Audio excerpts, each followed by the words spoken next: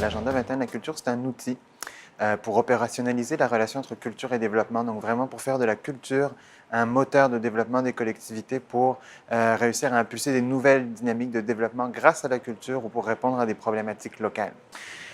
Alors, pour moi, c'est très important de ne pas réduire la culture à son potentiel économique. La culture a un potentiel économique énorme, mais il ne faut pas que ce potentiel économique supplante l'essence même de la culture, qui est celle de porter, d'être porteuse d'identité, de valeurs, de sens. À partir du moment où le côté économique prend le dessus, on n'est plus dans un modèle de développement qui, selon moi, est durable. Donc, c'est vraiment très important d'équilibrer tant les aspects économiques qu'apporte la culture que ses aspects culturels en eux-mêmes. Je pense que, par exemple, ce qui est fait au niveau du fonds, du fonds pour la diversité culturelle, quand on fait de l'accompagnement de projets, quand on a, par exemple, une expertise qui est apportée à des pays en développement ou qu'on finance des projets, là, on voit des résultats concrets, des résultats sur le terrain de ce qu'est la diversité d'expression culturelle, du pouvoir de la culture pour le développement.